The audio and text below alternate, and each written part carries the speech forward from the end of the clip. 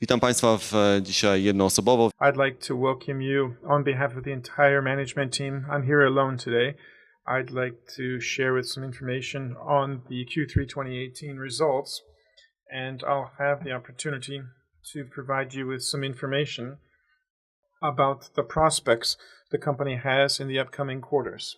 So I'll go ahead and go on to today's agenda, today's meeting. So we'll start with the earnings report for Q3. We're going to sum up what was good, maybe some of the things that weren't as good as what we had thought, and then we'll look at the prospects for the end of this year, as well as into subsequent months and quarters and years.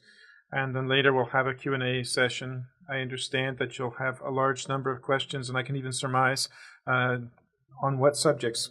If we talk about some of the key events that shaped this most recent quarter in terms of what we were working on.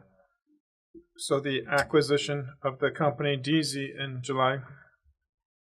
It's a relatively small company in terms of its top line, but it's important to us because it's another way in which we're going to make inroads into e-commerce, and we're going to be able to penetrate younger customer groups, more focused on fashion. We have some ideas in terms of how we want to develop the fashion category in our stores and to lend more energy and vision to much more rapid growth. And so we'll talk about this in the upcoming quarters. The next thing is that we're more and more present online. So in August, we opened up the service, which is called Reserve and Collect. So this is our next step in terms of setting up in Q2 next year, having a full online channel. And we've also opened up a new market for eobuwie, which is France. And so this is a matter of executing our target this year to open up new markets. And so we started to talk about new brands in August as well. This is a statement of how the company is operating, how it's developing its segments in terms of products. One of the sales hits in August, in terms of the back-to-school campaign, was Reebok. This is a new sports brand, which is now present in our stores. In subsequent quarters, we'll have other equally important brands, even more important brands than Reebok. And so we believe that in the near future, we're going to become the sales leader. So we've announced a strategic cooperation in terms of the utilization of the Gino Rossi brand in our stores. So we'll start probably with the autumn-winter selection in 2019. So then we had the open day for investors, institutional as well as individual retail investors. It was very nice to welcome you there. So for those of you who didn't have the opportunity to visit us, there were a few highlights from that meeting. We made a presentation of our landmark project, which is e-seisming, which enables us to obtain customer data in a unique fashion, but it also enables us to personalize the eobuwie website. And so oftentimes people are uncertain whether or not they have the right foot size. Now we're very pleased with the scans we've been able to get. And so if we look at the conversion in terms of the 3D foot scanner, so this is one of our competitive advantages, but we can say this project is going very well. Another thing is we have four different methods of expansion, how we're developing now and how we're going to develop in the upcoming years. So we're talking about organic growth, M&A activity, e-commerce, as well as franchise. So we've also said that we have franchise and we have franchise requests from across the world. And so this is a long-term cooperation undertaking, but we don't see any real barriers to growing this approach. So we have new brands, new segments. So we're adding sports, premium category, as well as fashion in our stores. We also have comfort in order to have a full array of products for a broader range of customers. This is something that's already transpiring, but you'll see the outcomes in 2019 to a much greater extent. So we're confident that if the weather won't undermine our plans, this will contribute to a high increase in sales density. So there are a few other accessories that we're adding. We have a strong product team. So this is one of the things that we're attaching great importance to in terms of the ongoing growth of the company. So what was of cardinal importance in Q3, and unfortunately it wasn't so positive for us. This is a fundamental risk, and so unfortunately it materialized quite often. So this is the weather. Let me explain to you what you see on this graph. On orange, you see the temperature of this year in September. The gray color is last year's temperature, and the black is the average for the last 30 years. So we had a record-breaking hot September. So what you can see at the bottom is the difference in sales of winter and autumn collections compared to spring and summer collections. What are the differences? Especially the ones that are sold in September. So we can say the average sales prices in the autumn and winter 2 times bigger because there's very strong shoes. So in September, we're at the end of selling out the shoes from the spring and summer. So we're finishing up the sales. We're just recovering cash. We're not really making much in terms of margins. So as you can see, on average, the margin we had in these 2 categories, you can see the major difference between the gross margin differences between summer and spring collections and autumn and winter. So we were selling at margins higher than last year's, but the overall mix was distorted by the fact that we were selling 30 to 90% fewer autumn and winter shoes compared to last year. So compared to how much we sold last year in September because of the weather. So this, you can see the picture of September sales as well as the margin you could see in our results. So I'm aware sometimes we hear these messages that you really wouldn't want to hear too much about the weather, but we emphasize, and I think most of you in your analyses emphasize, that this is the biggest risk the company carries and the only area where we have no impact whatsoever, or we have a very limited impact. What does the CCC group look like in terms of its financial figures, the overall figures? So we're up by nearly 70% in terms of our online revenues. The overall group's revenues are up 26.4%, naturally compared to or versus Q3 2017. So we have negative like-for-like in the brick and mortar, mostly because of stores, mostly because of what happened in September. So we now have 683,000 square meters of space, floor area, so up 36%. So we've got very dynamic growth of an organic nature, and we're very pleased with that. So we can see that our store costs are falling. This is quite positive. The trend that we talked about to you. So it took place again in this quarter, and we will continue to work on the subject, and we can talk about more quarters where this trend should continue to roll out. And you probably remember from the early 2017, we said the biggest pain that we have to deal with. So it's not entirely optimum what's happening with our working capital.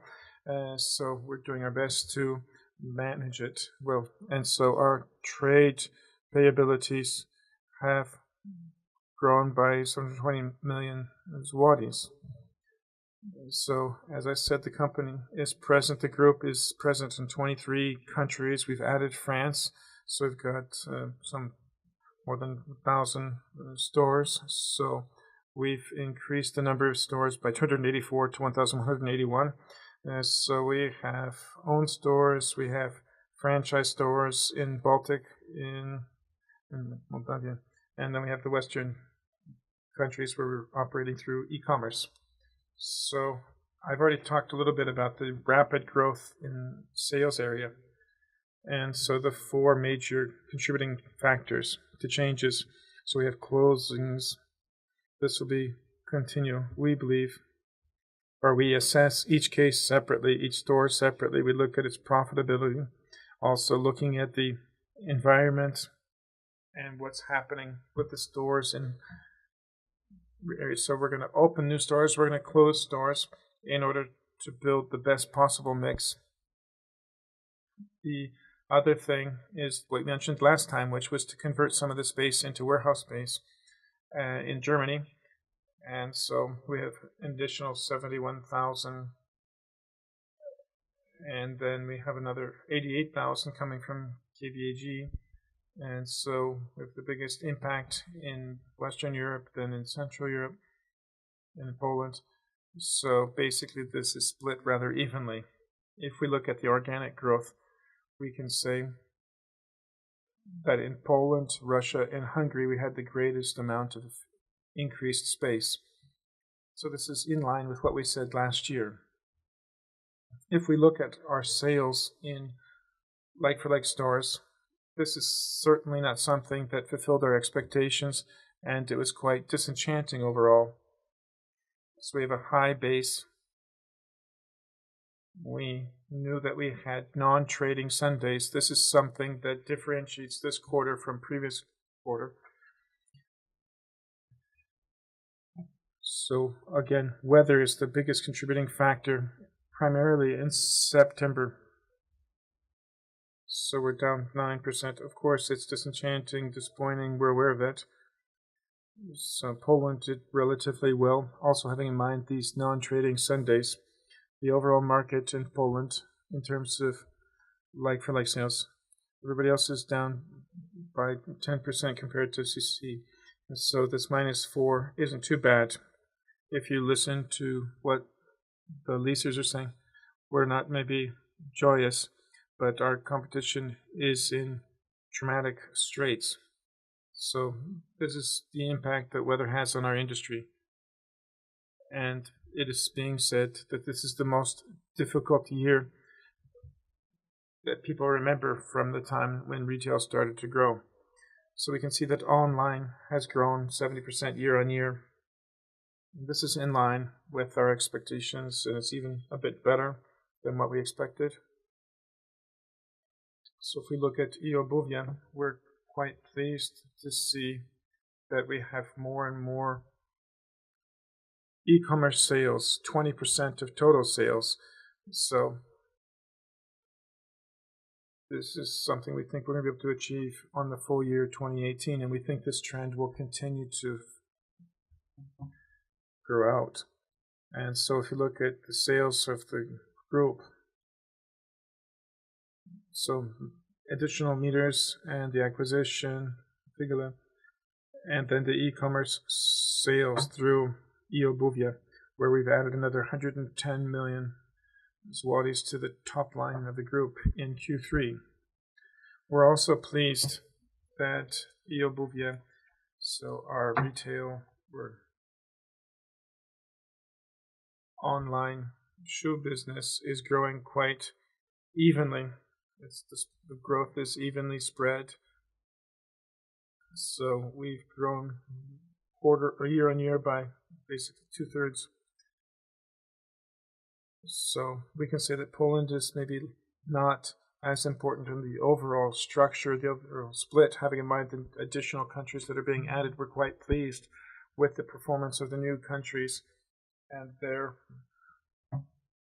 percentage has grown from 3% to 8% within the course of a year of total sales. We've added France this quarter, so we're selling shoes there. We're making our first shipments, and of course we'll happily share with you information about sales in the future, if we look at the future, or sorry, if you look at the financial results,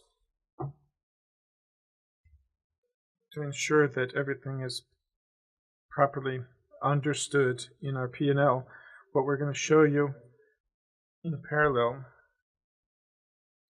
we're going to show you the results using IFRS 16, and without it, next year everybody will move in that direction. So then we'll have the base next year where everything will be done with IFRS 16, but this year, Q3 and Q4, we're showing you in both scenarios, and we have all of the further analysis where we utilize without IFRS 16, but we're showing the P&L with it and without it.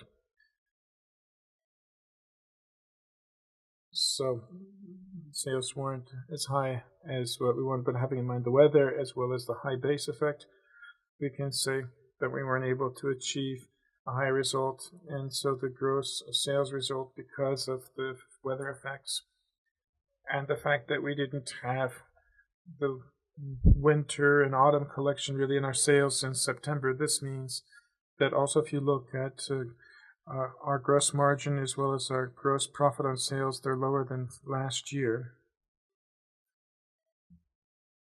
So then again, if you look at cost of sales and general management or administration, so there's some positive aspects that I'll talk about in a few months, because as the organization gets bigger, the total amount of costs grows, and there was also some impacts from FX volatility. In some places we had a positive impact, in some places we had a negative impact, and that's why we had a positive impact in terms of FX gains. And if you did as we did the valuation of our results at the end of the quarter, we had a bit of commotion in our P&L overall. If you look at the operating results, so it's much lower year on year, but giving consideration to the fact that in Q3 we have only 1 month in which operationally we can earn money because we're above our operating leverage, that's September. So at 3.4 million zlotys is a very poor result, but at the same time it doesn't look so dramatic because this is the only month that we own in Q3 was September, and it was a very difficult month for us. And so if we look at the things by segments, again, because of the weather factors in each one of the segments, outside of e-commerce and wholesale, we can say the results have deteriorated. And if we look at the DACH countries in particular, primarily because of Germany. In Germany, we're making attempts to improve our margins, our revenues, and trying to reduce costs. We're happy with the cost reduction. We're also happy with the margins. We're dissatisfied with performance in terms of sales. And as a result, and we've already communicated this to you, we're considering a number of different options on how to solve this problem in terms of Western Europe. And when the time comes, we'll communicate to you on the subject more extensively. If we look at gross margin and comparisons year on year, I think I've already said enough, but I would draw your attention to the fact that we have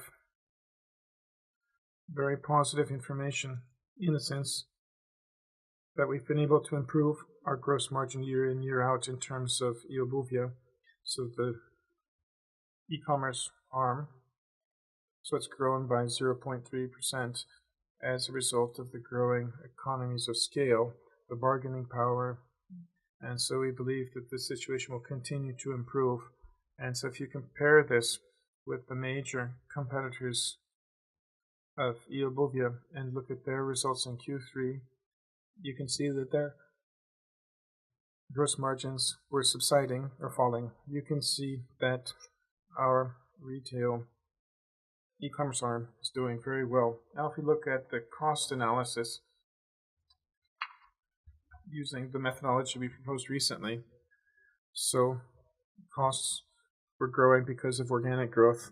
So we have an increase of 71 million zlotys as a result of opening up new stores and the growing e-commerce. and some of the costs that grow pro rata to revenue in terms of e-commerce. The next big block of this bridge, this is a result of taking over our franchise partner in Romania as well as Fugula in Germany.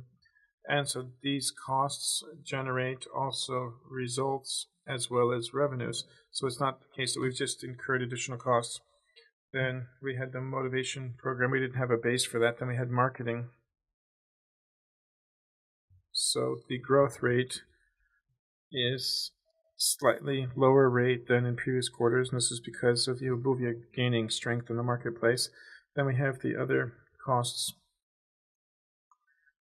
As we've said in previous quarters, the cost performance, because of how costs operate, payroll is important as well. And then we also have these deposit warehouses.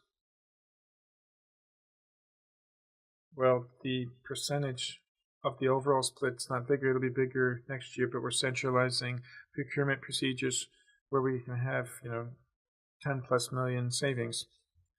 So the difference is some 51 million, and this is not where things come to an end. So there are several other cost items. I'll talk about them in a moment, where we're going to continue our efforts to optimize them. And we assume that if nothing else happens, the cost per square meter should be under control, and we should be able to continue to optimize them. If we look at our SG&A cost per square meter in our brick and mortar network, they've fallen from 328 to 308, and so we went down from 221 to 186 million from quarter to quarter. I mean Q3 2017 to Q3 2018. So this is because of rental costs, payroll costs, and other costs. So they've fallen by 24%, and this is not just because of the like-for-like premium, but other premiums or bonuses. We have lower costs, payroll costs per square meter, but in terms of the lower sales bonus, the difference is around 35%. Everything else is a matter of optimizing processes and having the right number of staffs. So even though we had costs growing and payroll moved up, you'll see over the next couple quarters that we will also see on a quarter and a year-on-year basis that will be witnessing further optimization, what you don't fully see, and you will see fully next year.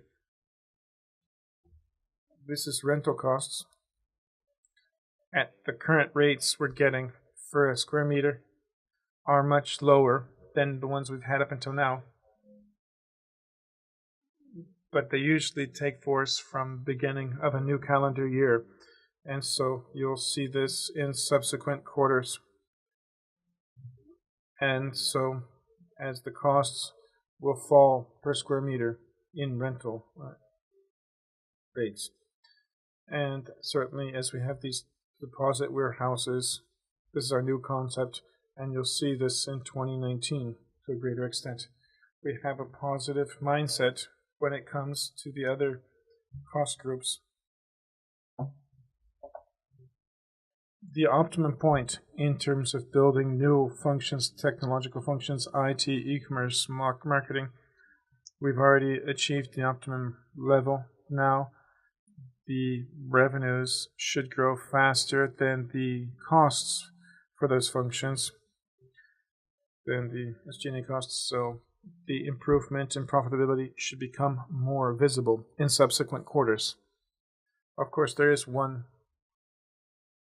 additional thing to have in mind, that the weather follows its own whims and fancies, and so we'll have to follow the weather in upcoming quarters. If we look at the balance sheet of the company, we've already said after Q1 that the company is working strongly on its working capital. We asked for a little bit of time so we could be able to show you this. As you can observe, so our inventories are starting to fall quarter on quarter. Today, If we look at our retail in our warehouse and our stores, we have the same inventory as we did last year, even though we've added another 130,000 square meters of selling area. So our goal is to bring about a situation in which we would have more selling area, square meters, but we would have the same level of stock. And that means we've got even more potential. It'll maybe be more difficult to extract that potential, but we want to continue working on the inventory to bring down this per square meter. To a large extent, this will depend on weather. We've also been able to improve our financial liquidity, even though Q3 wasn't particularly beneficial to us in terms of the sales. So net debt is down by nearly 500 million zlotys, and our ratio of net debt to EBITDA is substantially lower. I want to emphasize our overarching goal, which is to have the company's financial security procured, and we have a risk focus. So we were telling you how we want to finance the company's operations. We were looking at macroeconomic risk, and so the weather factors took place. But even though the weather materialized, CCC is very strong in terms of its financing. So the adverse phenomena taking place on the shoe market also give us an opportunity for the future. We see this in such a way that in next year there'll be fewer shoe companies trying to divvy up the pie, because the overall standing of the industry is not so interesting.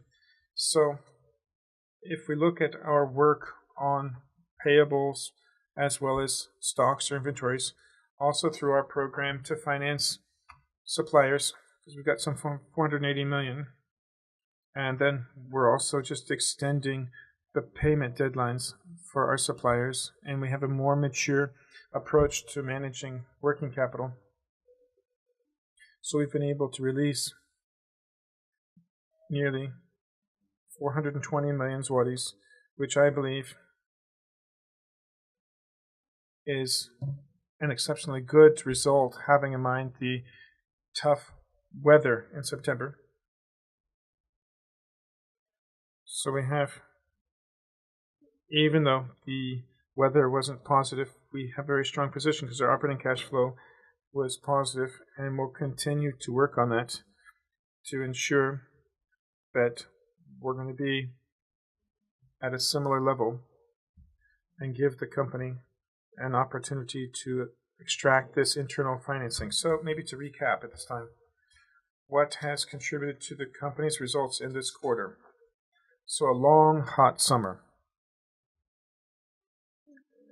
So you can't sell the summer period for 6 months.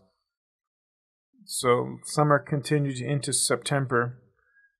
So the relatively low sales of the autumn and the winter collection. So when the weather was in favor, we were able to sell quite well. Then we have France coming online and DZ, and we've also started the reserved and collect. We want to emphasize that we want to utilize the opportunities to grow our presence in retail. We want to continue doing that in terms of e-commerce, and we want to give customers the best what we have to offer in those two worlds. Then we're developing our product offering. We have a new product category: sport, fashion, premium. We also have accessories, and then we have bags, and we're working on financial discipline, we're working on a profitability, and we want to release our working capital. All of these elements that you see on this slide can be summed up in such a way the company has 7 major blocks it's working on. So profitability. So we want to improve margins, but that's not something that always depends on us.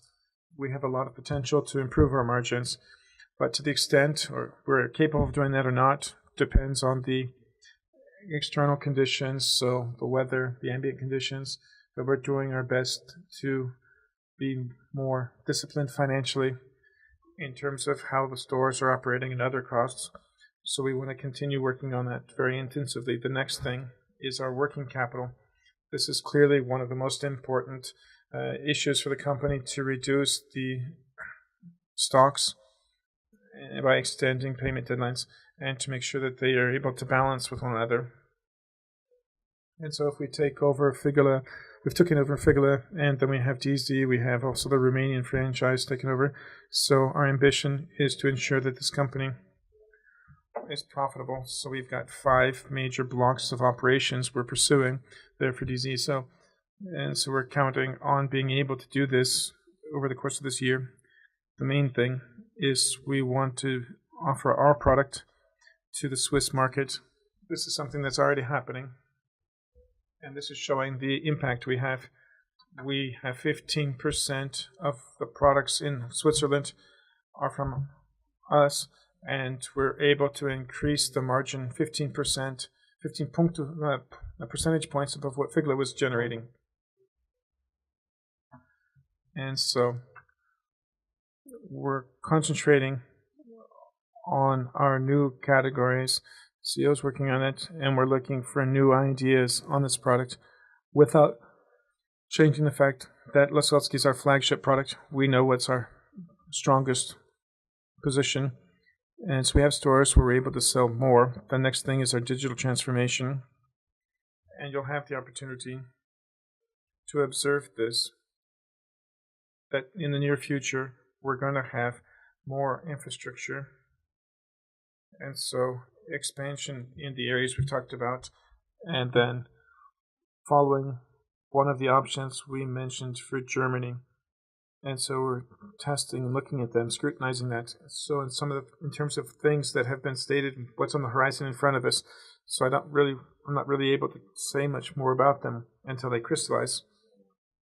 But we're preparing to launch our Eobivia store on the Warsaw Stock Exchange. We want to take it public, but we want to retain our position as the majority stakeholder. But we want these two business models, which sometimes mix things up. We want to have them totally separate from one another.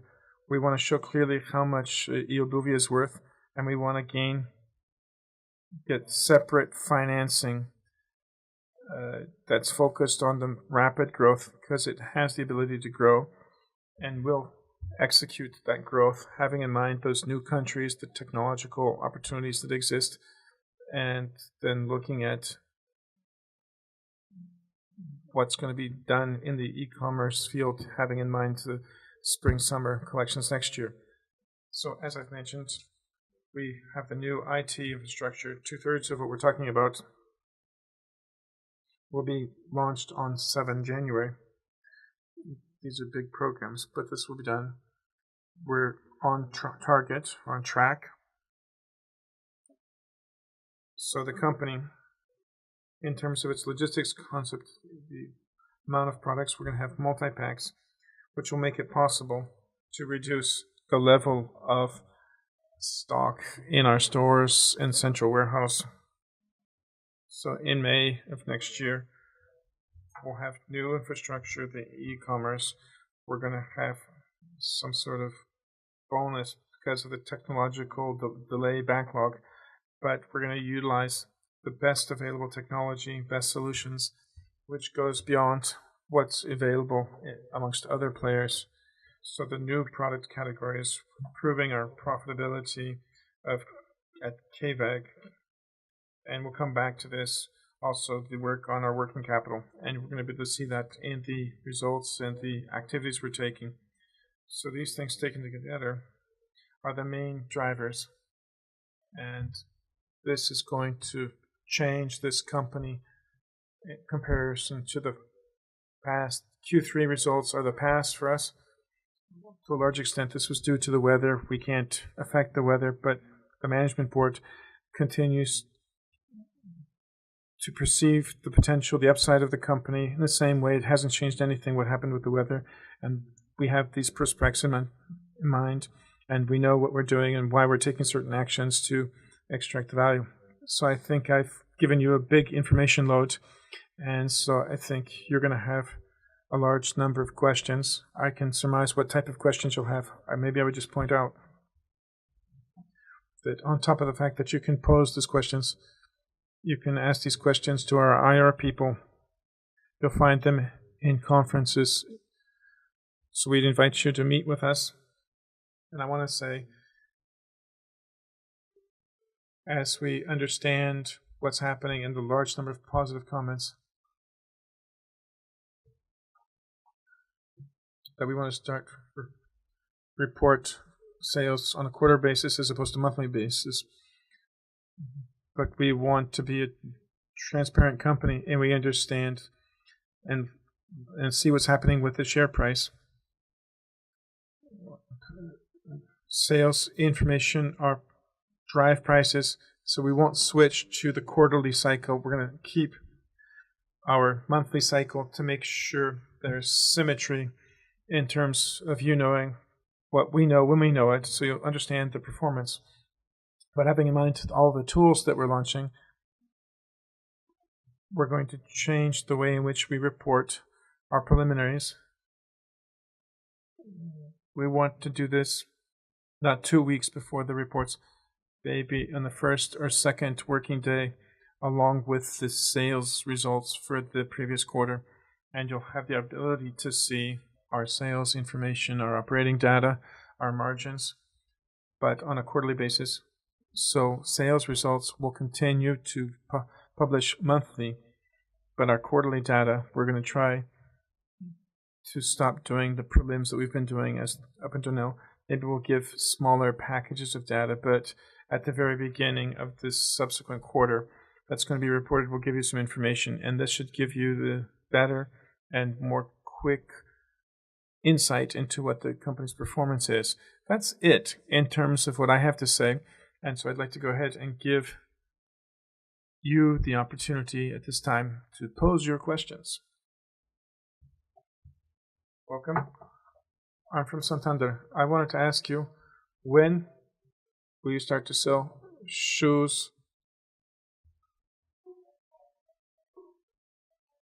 in the normal brick and mortar stores, as you see? Because you had poor sales. What's happening in the quarter four? Sales in half of the month was pretty good, one could say. One half was good.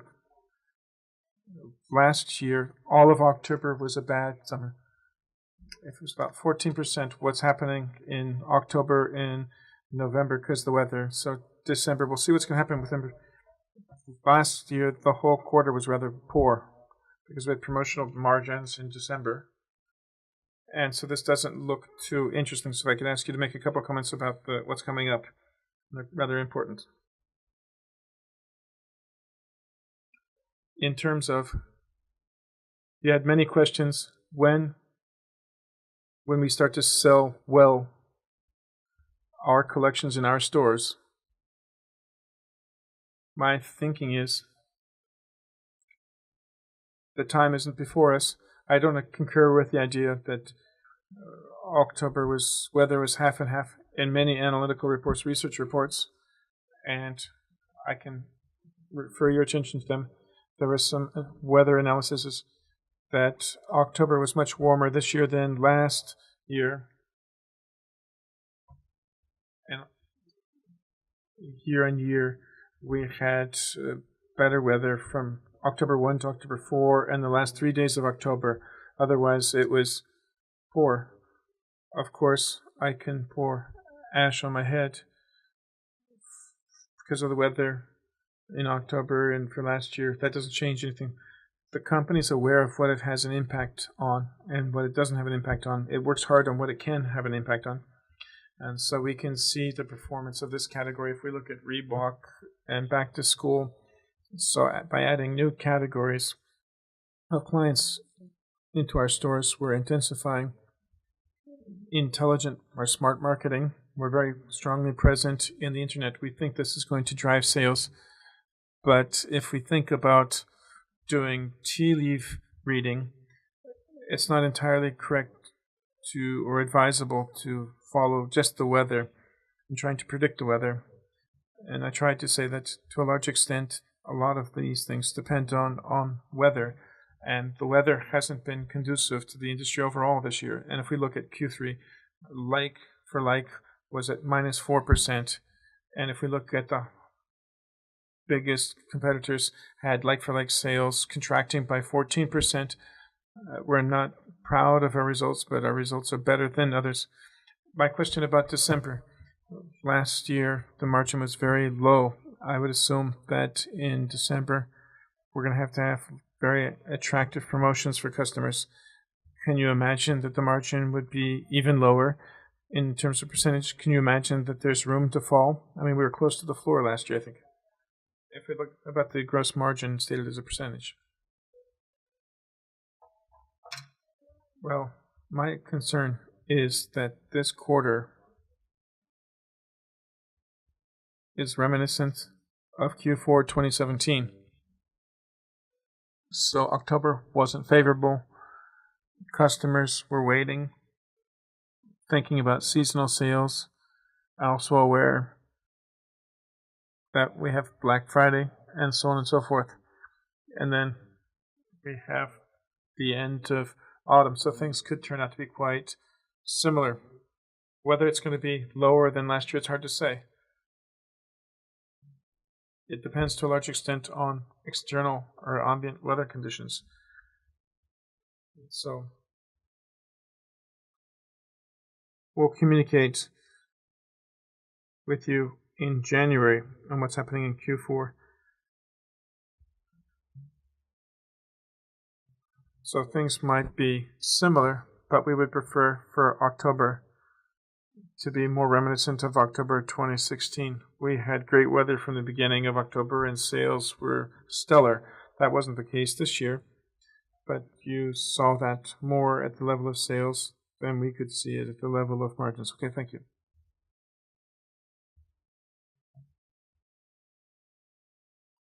No more questions?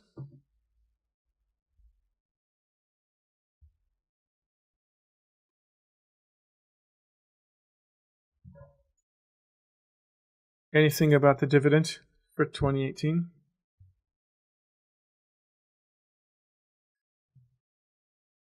For 2018?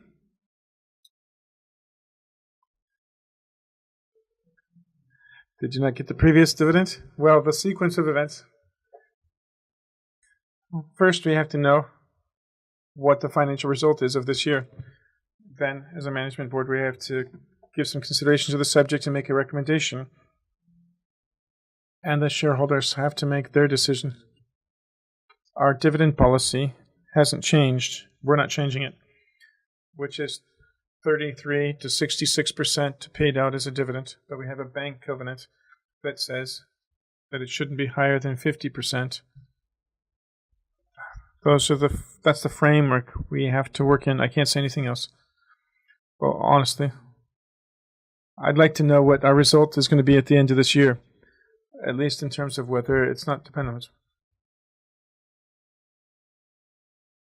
After Q3 last year, you had a profit of more than 140 million, and now it's 113. So, will there be a revision of your dividend policy? Are you thinking about this subject? No.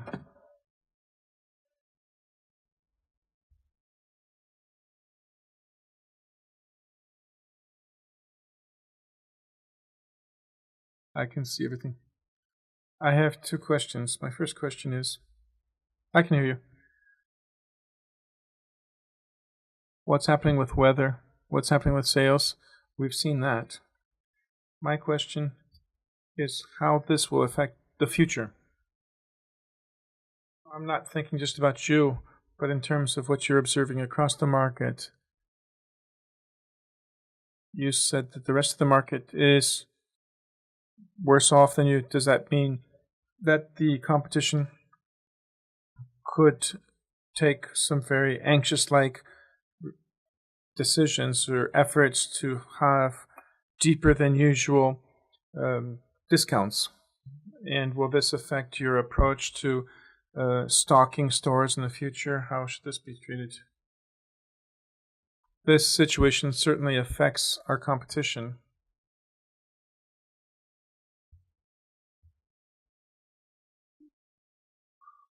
So we have a totally different situation, cash flow, than our competition, so they're doing things. But I think their situation is fundamentally more difficult.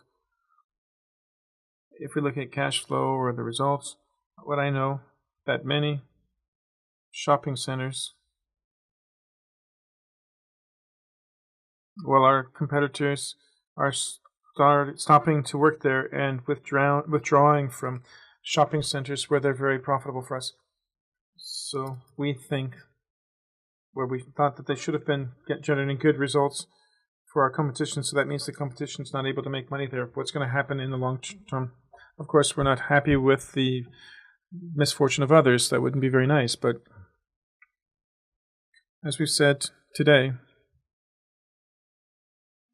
so other sales are falling, our market share is growing. So if our market share is bigger, we'll have more categories which won't be available at others because there will be fewer others. And having in mind our marketing and available with normal weather, well, that would suggest if all of these things interact with one another properly, then we'll have a pretty good result, pretty decent result.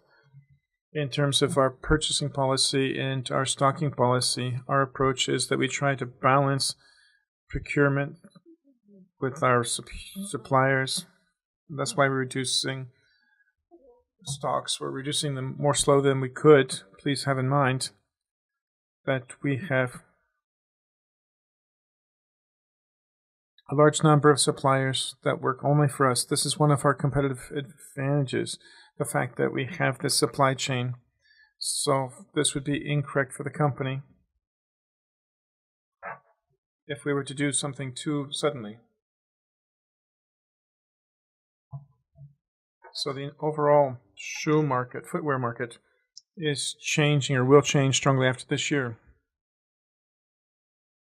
If you look at the earnings calls of competitors in Europe, they have various categories, apparel and shoes are a dramatic category this year.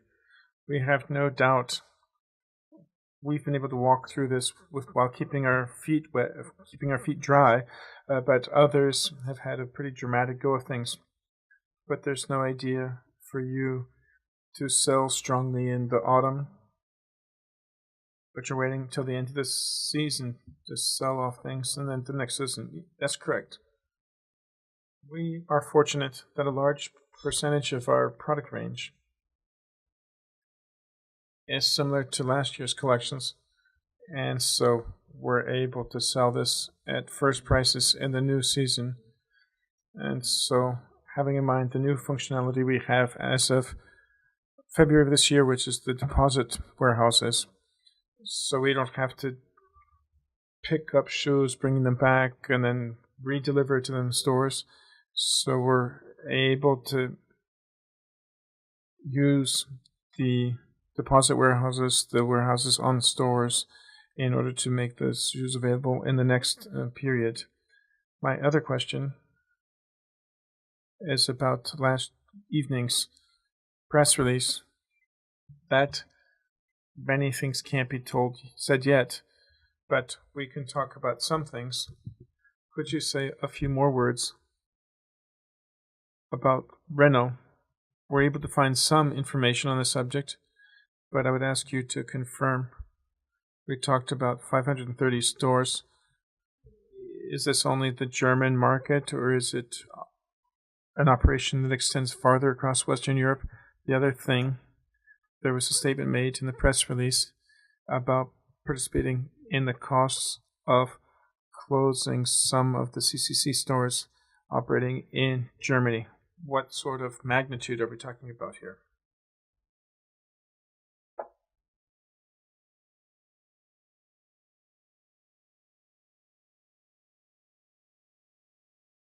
We released a press release. We didn't do that happily.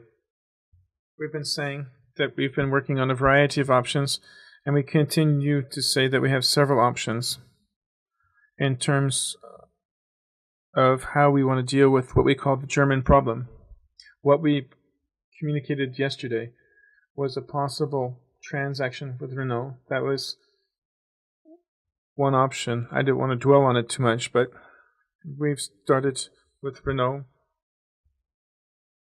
We delayed the information because of the welfare of this transaction. We still maintain several options. That information started to show up in international press. Had that not happened, we would have continued to work on this to assess the options and communicate everything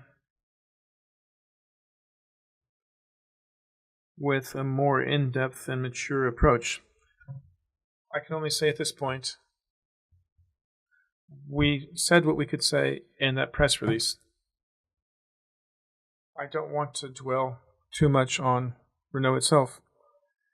I would assume that the information you can glean from the German trade register might be sufficient. There's several hundred stores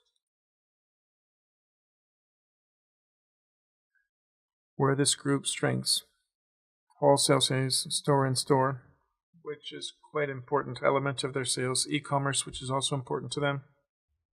According to our best knowledge, it's a profitable company, but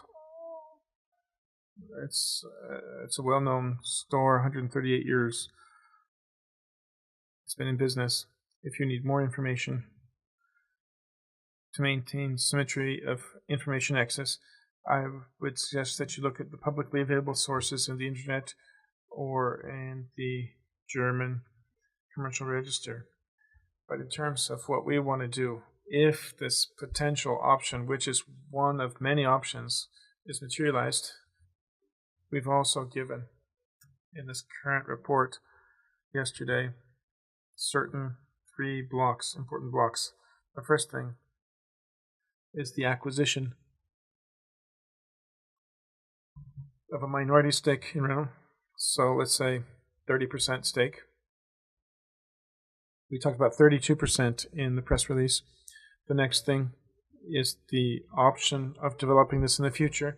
Another option is to sell our current operations to Renault and to support them in terms of the integration with our current stores with Renault.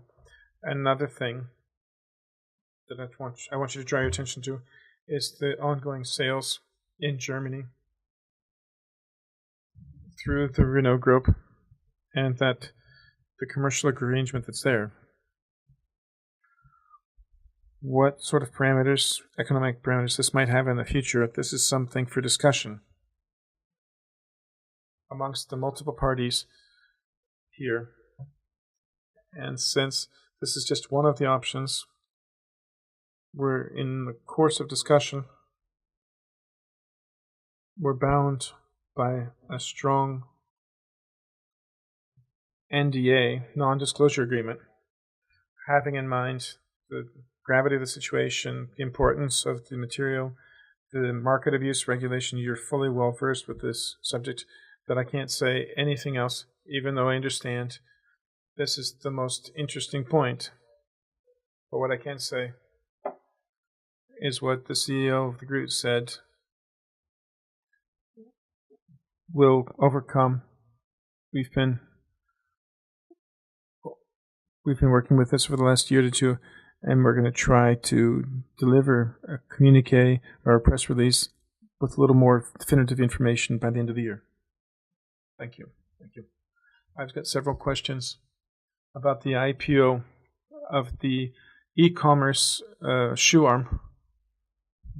What are the reasons you've decided to dilute your position in such an attractive asset? Are you thinking about CCC selling shares, existing shares, or you just want to dilute the capital by issuing new shares? And I'd like to ask you for an update on the equity stake held by Mr. and Mrs. Jimkowski. I have a similar response to the previous one. Everything that we could tell you, we've already told you. We're at a very preliminary stage, and we're structuring a possible IPO of eobuwie. So we would slowly separate these business models to have more transparency in their assessment, which would also have an impact on the valuation of the overall group. We believe that the current valuation of CCC doesn't fully reflect the value of eobuwie separately. We also see some potential in eobuwie that's not entirely perceived, so it would generate in the future a large amount of revenue, top line, a lot of profit, but it also needs a lot of capital to continue. We have a large number of ideas with it, and there's also some capital needs to finance that development. We want to give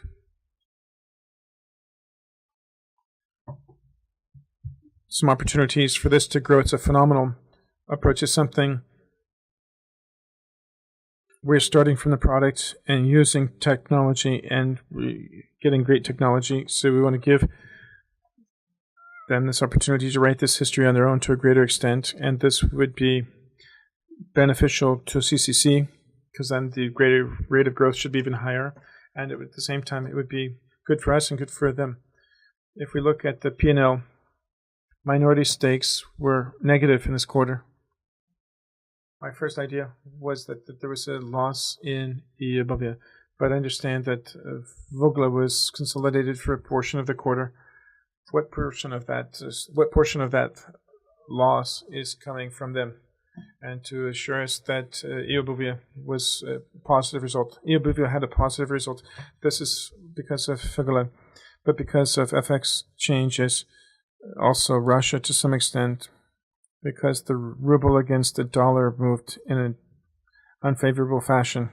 So we had big changes in the exchange rates.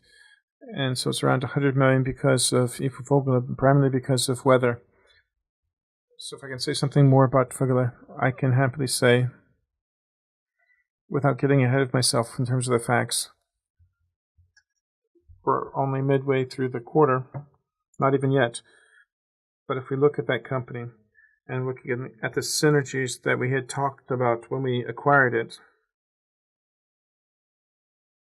to give them the opportunity to sell our products, we can see year on year that this company has materially improved its sales and its gross margin. And so the products, 15-20% of the products sold there are from us. So our product is a good product for most markets. But there's a difference between the German recognition of our products, 15-20%.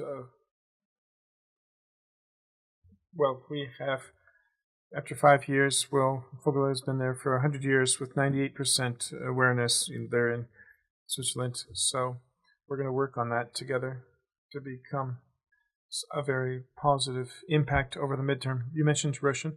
You don't have 100% in that company? No. Thank you. Any other questions?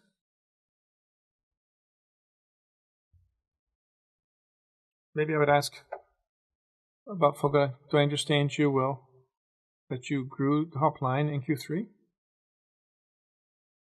I didn't hear the beginning. Did you have top line growth in Vogla year on year? If I said that, I had in mind, I made a mistake. I was thinking about October and November. In Switzerland, was sales down by double digits? If I remember real, it was around 12% down. The overall market was at a comparable level of performance. And so this was not an individual thing for Vogla. To be honest, our impact as CCC on the sales results in Vogla was very minimal. We just started. I wanted to ask one more thing about that press release from yesterday. Do I understand you well that you would sell off the entire network you have in Germany, you would buy 32% stake, and then you would sell the network, if I understand this press release. It wasn't easy to walk through it, but do I grasp it well that according to this press release, you would sell off 100% of what you have? If that's how you understand it, that's the correct understanding. Well, you issued the press release. Do you understand it the same way? Very similarly. If that were to be the case, does that mean then that you would exit the German market and you wouldn't have any direct store and you would only have a 30% stake to the extent that you don't exercise that option, which would be listed there? I wouldn't go so far in the nesting. What would happen if something would happen? We're talking about the various options. If that option is that option, then I can guarantee you that we won't leave you with a dry press release based on your feedback. You appreciate the information load in our presentations. We could have given you more information about Renault and also on the subject you mentioned.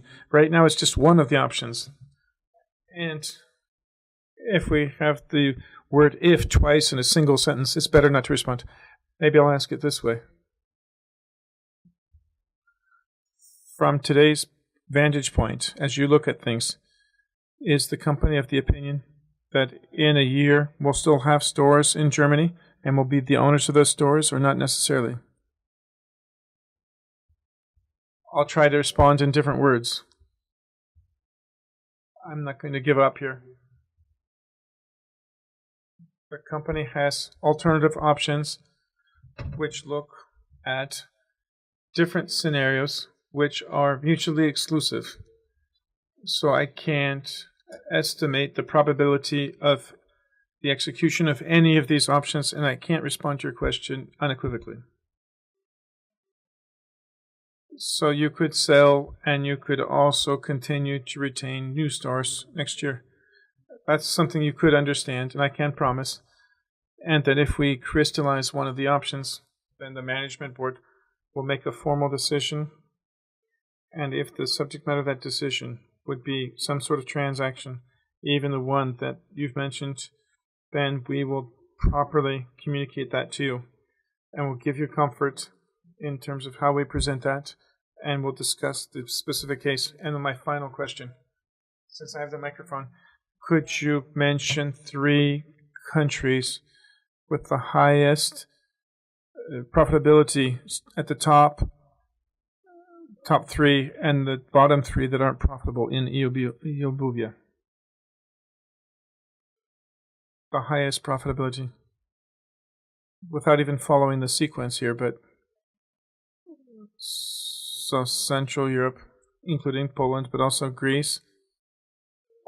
From the bottom, we have countries where we've appeared most recently, and this is a result of the fact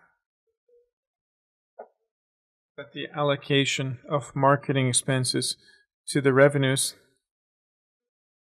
is different. And since some of these markets like Sweden, Spain, and France, well, logistics are more of a challenge than in Slovakia. But when we were looking at some of these markets, like in Greece and Romania, which is a favorable country in terms of profitability, we see a lot of progress. Now I promise this is my last question. The next countries after Poland, we're talking about 75%, 50% of Poland's profitability. Very similar profitability. Okay, thank you. Very, very similar to Poland's, but not 75%. I have one more question about the motivation program and the objectives for this year. 650 million per EBITDA, but it doesn't really say if this is with IFRS 16 or without IFRS 16. So this means that the goal will be achieved or not. So you have a reserve of a provision of 10 million per quarter. What might be the solution in 2018, or how would this be reversed? The reversal of what?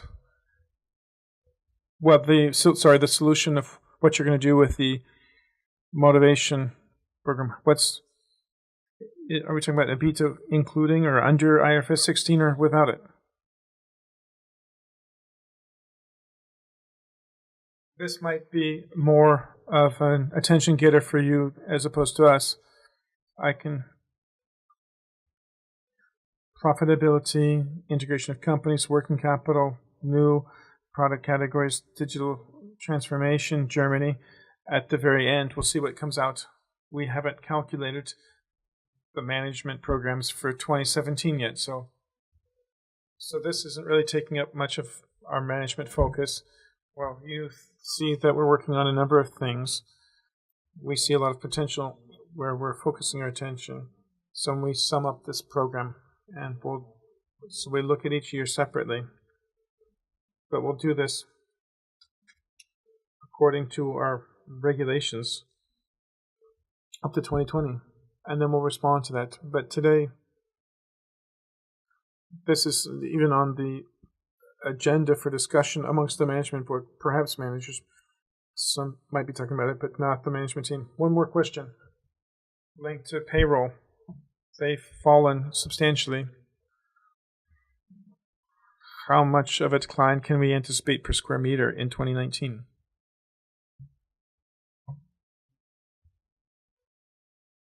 We started to work on payroll expenses in February of this year. We started to see some results in Q2, not at the beginning of the quarter. If you add to this what I said, that 2/3 of the performance that you see comes from the improvement of the process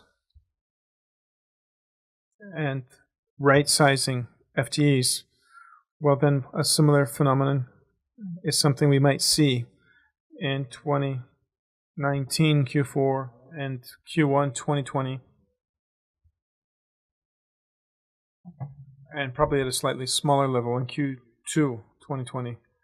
But I hope the effect will be a little bit smaller, because that would mean that we're paying our employees. This would mean that we're starting to sell better and we're selling bonuses. We're spending money on bonuses because of like-for-like sales. Any more questions? One more question about prospective impact of the US dollar impact on sales per square meter in 2019. Some things are linked to optimization. We talked about 1 to 3 percentage points during investor days. But on the other hand, we'll have the negative impact exerted by the US dollar. To what extent are you able to assess the adverse impact exerted by the US dollar on the collections in 2019? There's no impact. We had forwards for that collection.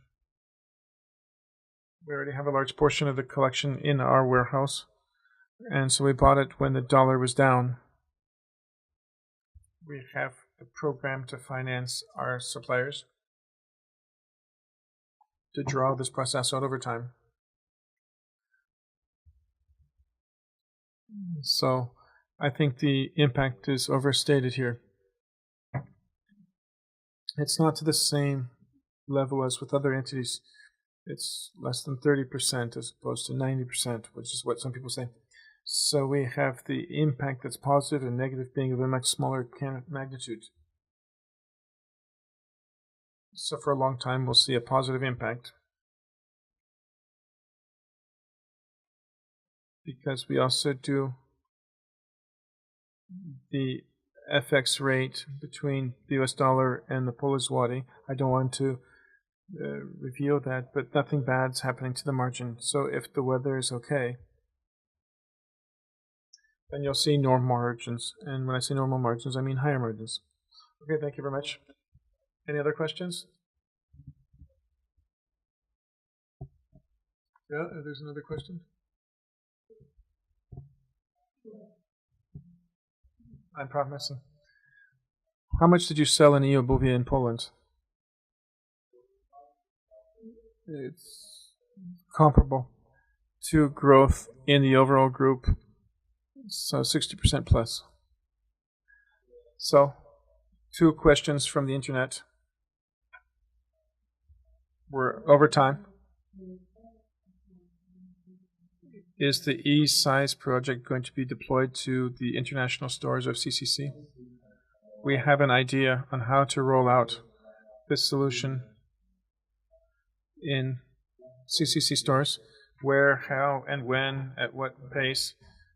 We won't pre-state that, but I would say yes.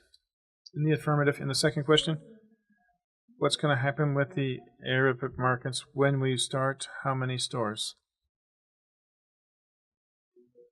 If I remember well, our press release, we said that in 2019, and I don't think this will change, and if I remember well, the first stores will start in the United Arab Emirates in March of 2019.